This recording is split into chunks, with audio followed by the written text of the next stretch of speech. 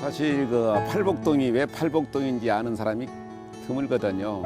신봉리하고 팔과정이라는 정자 합쳐가지고 팔복동이거든요.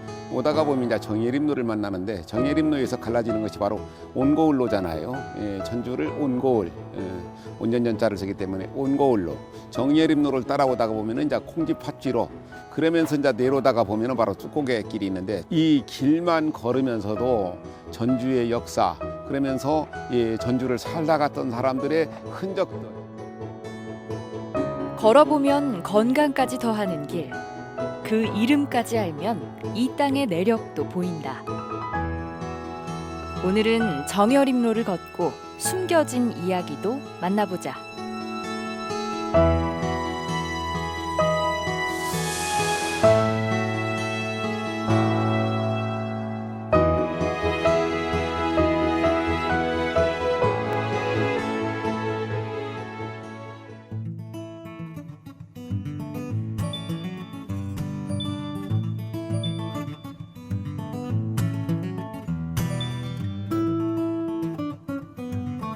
전주의 북서쪽 만성동 초입에서 넓은 새 도로 정여림로가 시작된다. 법원, 검찰청은 물론이고 혁신도시와도 연결되니 정여림로는 서부권 교통의 동맥이다. 이곳이 굉장히 한적한 곳이었는데 말 그대로 상전벽해가 이루어졌죠.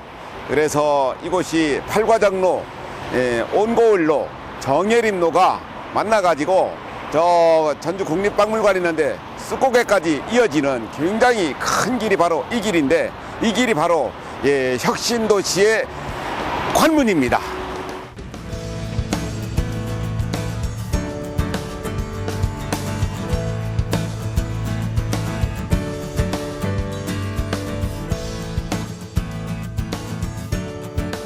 정여림로의 출발점이 되는 교차로. 그런데 아직 붙여진 이름이 없어 이 방송에 한해 임의로 JTB 사거리라 불러본다.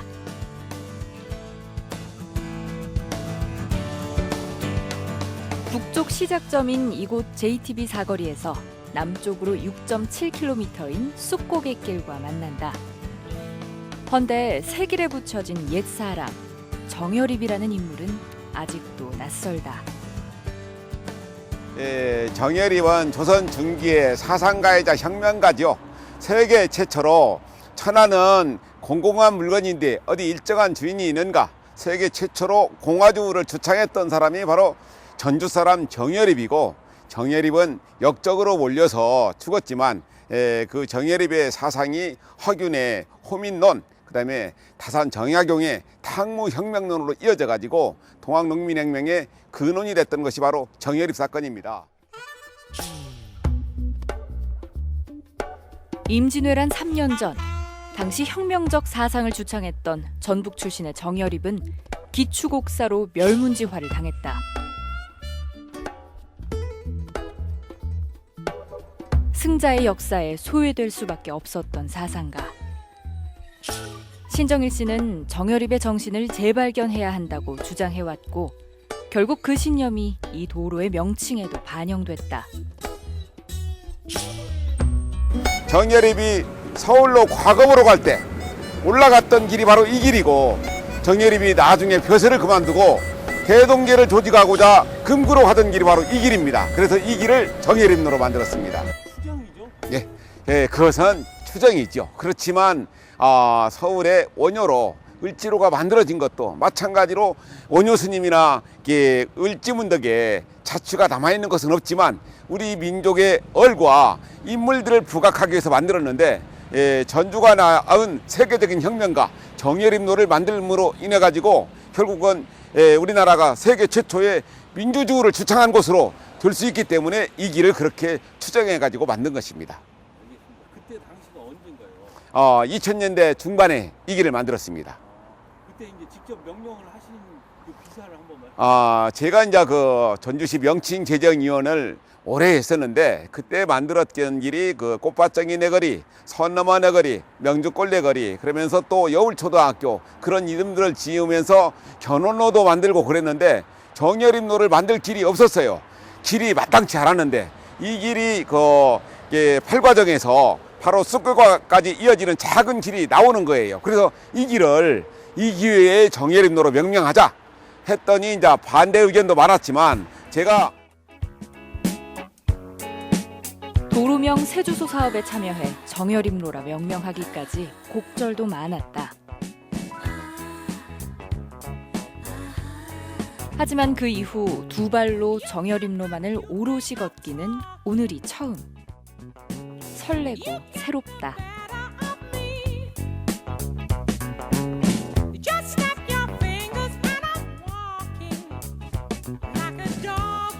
농사를 짓기 위해서는 이렇게 이제 자그마한 저수지를 만들어야 하거든요. 예전에는 사실 이 후곡지가 만들어지기 전에는 이 일대 사람들이 조그마한 둔벙을, 그러니까 비가 오면은 받아두었다가 그 빗물로 농사를 짓기 때문에 이게 둔벙이라고도 하고 저수지, 소류지 그렇게 불렀었는데 그 물을 통해 가지고 농사를 지었었던 거예요. 지금은 이렇게 아파트 숲이 다 들어서고 그렇지만 이런 소류지, 후곡지 같은 둔벙, 우리말로 둔벙이죠. 이걸 그대로 잘 보존해 가지고 자연과 인간이 공존하는 그런 것들을 만들었으면 참 좋겠다.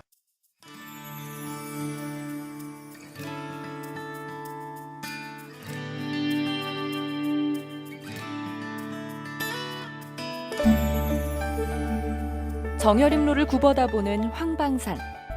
그 아래론 둔벙은 물론 다랭이 논도 아직 그대로다.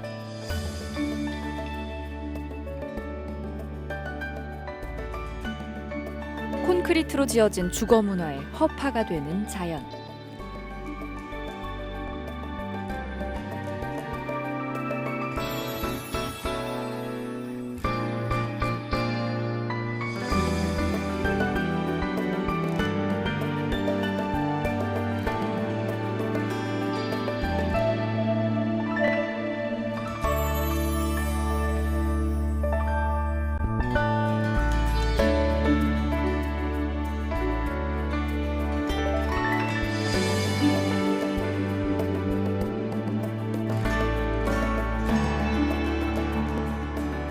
정여림로에 남아있는 옛 마을도 처음 찾아본다. 지금은 이렇게 혁신도시가 들어서면서 건물을 짓느라 어수선하고 옆에는 이제 농수산대학이 있고 복잡하지만 예전에는 한적한 마을이었거든요. 느티나무 밑에서 마을 사람들이 모여가지고 쉬기도 하고 그래서 정자 역할을 했기 때문에 이렇게 느티나무를 심었던 거예요. 동구박 느티나무가 있으니 틀림없이 긴 세월. 어떤 이야기가 남아있을까? 황방산 아래 두현마을. 근래에 원룸촌이 들어섰지만 옛 자취도 남아있다.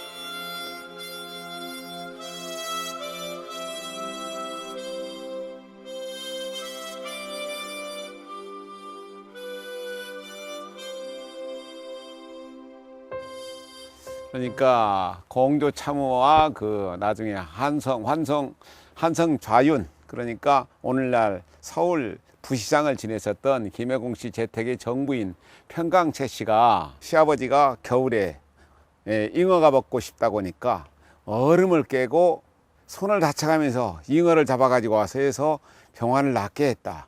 그 공을 높이 기려가지고 이렇게 정려문을 세웠다. 그러는데 중요한 것은 오늘날에는 여자분들이 이름이 없는 사람이 없잖아요.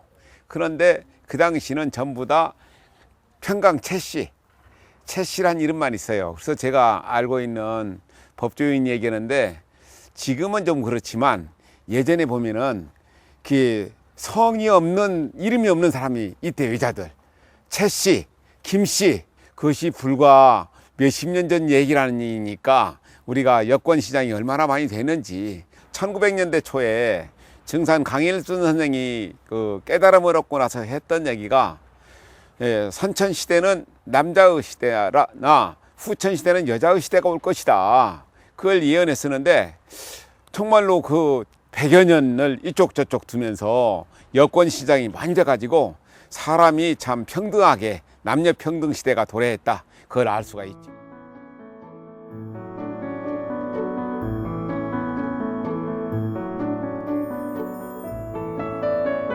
돌아보니 최근 100년의 시간은 개벽의 연속이었다. 지금은 상상할 수 없는 차별과 불합리. 한민족 5,000년 역사에서 겨우 100여 년 사이에 변화됐다.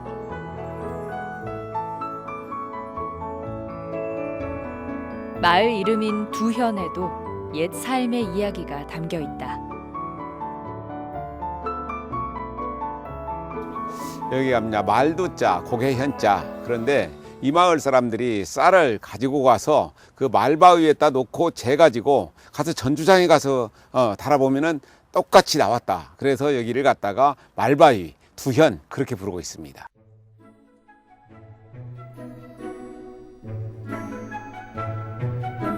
두현마을에서 황방산으로 난 옛길. 고갯마루엔 곡식을 재던 말바위가 있다.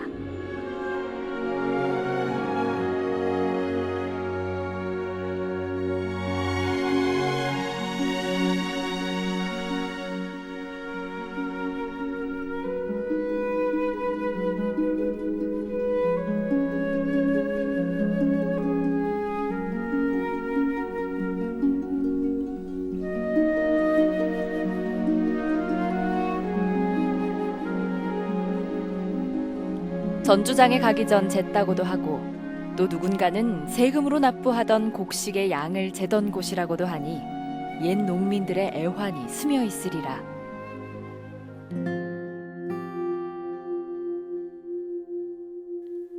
말바위 고갯길은 전주 부성에서 서부 평야로 이어지는 최단 지름길.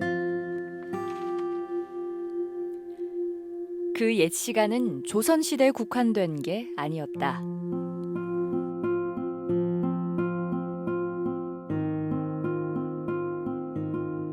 두현마을 남쪽 아래 용흥마을. 이곳에는 고려시대로 추정되는 석불이 모셔져 있다.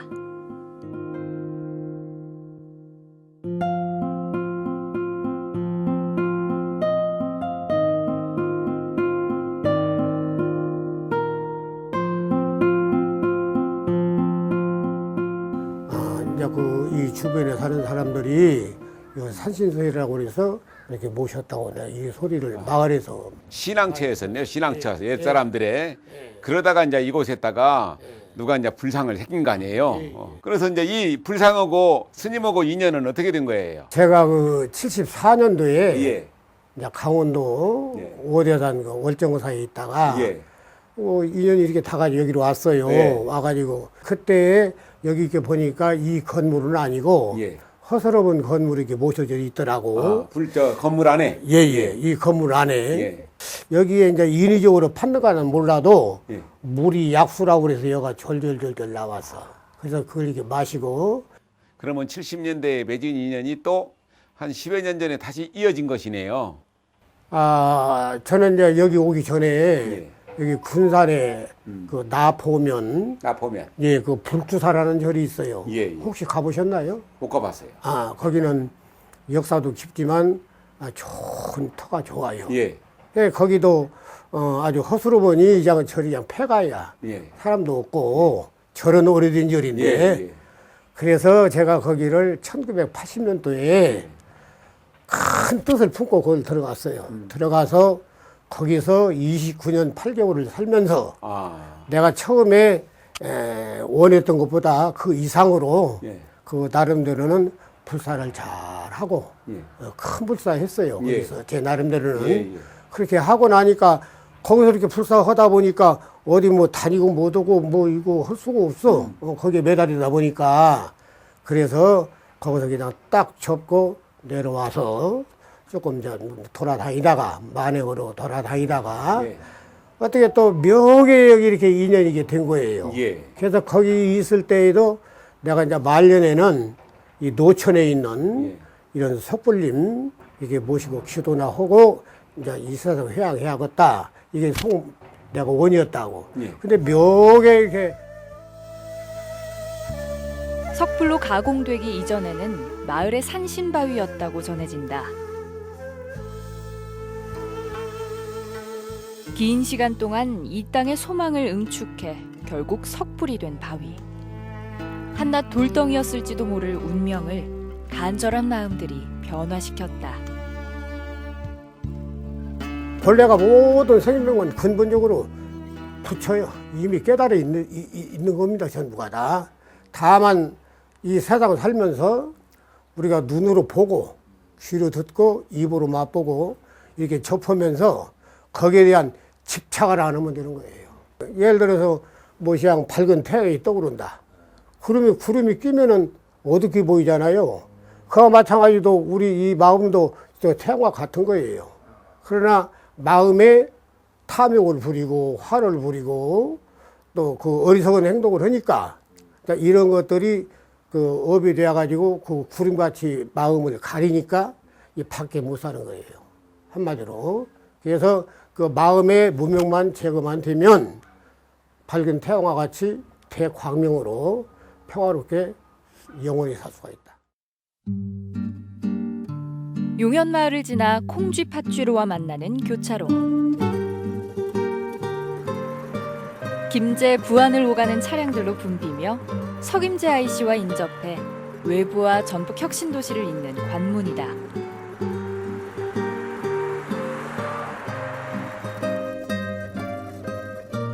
콩쥐 팥쥐로 인근에는 전에 없던 그림 같은 풍경. 농축산 관련 연구소 시험장이 즐비하기 때문이다.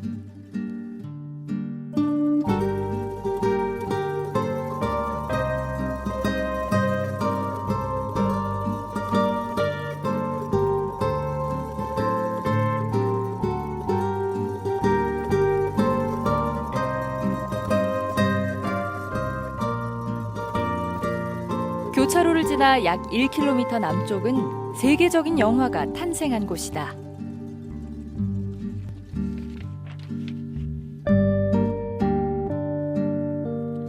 지금은 사라진 기생충의 고급 저택. 사실 영화가 인생이거든요. 그래서 영화 한 편에 저마다 이제 주인공으로 살고 있기도 하고 어떤 때는 또 엑스트라가 되기도 하는데 저 위쪽에서 영화 그 유명한 영화 기생충을 찍었다는데 그 현장을 한번 볼까요?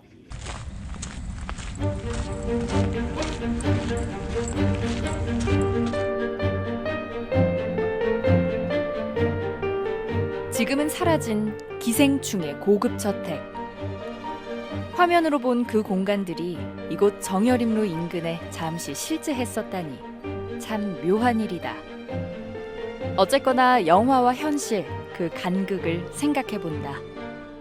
오래전 영화인데 이범선 선생의 그 소설 오발탄을 영화로 만들었었거든요. 거기에서 주인공 철호 영호인데 철호가 너무 정직하게 살고 있기 때문에 가족이 너무 힘들어요. 동생이 어느 날 그래요.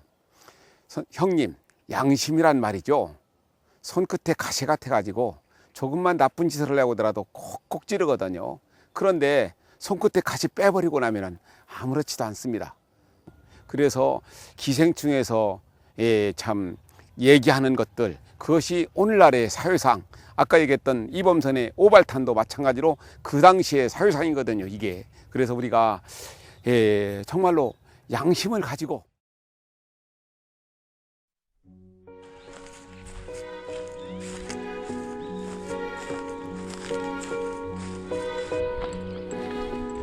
영화 속 이야기란 게 어쩌면 현실보다 말랑한 일인지도 모른다. 정여림로의 마지막 즈음, 가혹한 운명과 맞섰던 가슴 아픈 삶이 남아있다.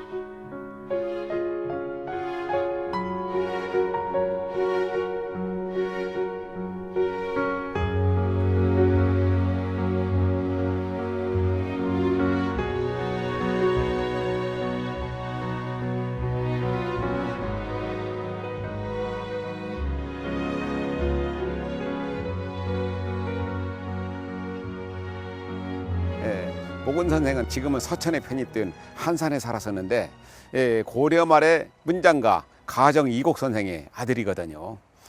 대단했던 문장가. 정도전과 함께 목은이색 선생이 아버지한테 글을 배웠죠. 그리고 나서 고려 말에 대단한 문장가로 활동했었는데 포운, 정몽주, 야은, 길제, 목은, 이색, 사문이라고 부르죠. 그런데 고려가 망하고 태조 이성계가 조선을 건국하는 과정에서 목은, 이색은 이성계의 편을 들지 않았지요. 그래서 결국 아들이 죽고 나중에 아들이 죽은 다음에 문생들을 데리고 와서 산중에서 하루 종일 울었다고 그래요. 그러니까 제자들이 있다가 여강, 오늘날 그 실력 쌓이는 데가 여강이거든요. 뱃놀이나 하자 해가지고 병난도에서 배를 타고 뱃놀이를 시작하기 전에 경기감사가 보냈다고도 하고 또 그는 그 정도전이 보냈다고 하는 술을 한 잔 마시고 그 자리에서 죽었어요. 의문사지요. 죽음도 멈출 수 없었던 충절.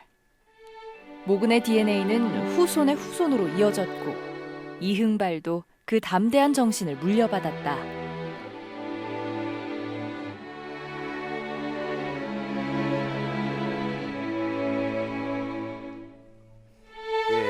전주가 낳은 그 이름난 충신 이흥발이라는 사람은 정묘호란이 일어나기 전에, 그러니까 청나라에 사신이 오니까 청나라 사신을 목뺄 것을 요청했어요. 그런데 결국은 목베지 못하고 나중에 병자호란이 일어나가지고 나라가 쑥대밭이 돼버리고 우리나라가 항복하니까 이 분함을 참지 못하고 관직을 버리고 내려와가지고 이곳에서 은가하면서 후손들을 가르쳤던 충신 이흥발의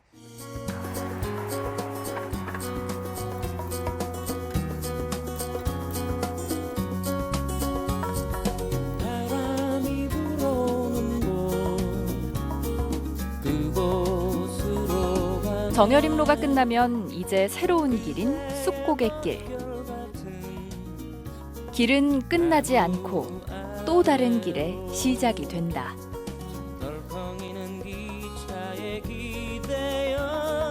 너에게 편지를 쓴다. 꿈에 보았던 길. 옛말에 낡은 것이 가지 않으면 새로운 것이 오지 않는다, 그런 말이 있는데 정여림로에서 오다가 보면 온거울로를 보기도 하고 또 그 콩쥐팥주로 그리고 쑥고갯길, 천잡로 그런 길들이 있는데 사실 길 이름만 알아도 그 지역의 역사와 문화를 알 수 있는 것이거든요. 그리고 우리가 그 길을 통해 가지고 우리가 나아갈 길, 그래서 미래까지도 알 수 있는 것이 바로 길입니다.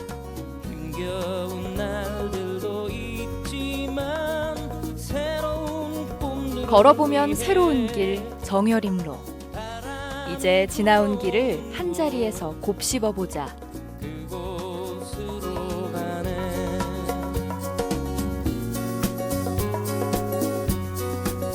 박물관 밖을 나서는 길에선 현재를 살피고 미래도 그려보자. 당신과 내가, 우리 모두가 가야 할 길을 자유롭게 말해보자.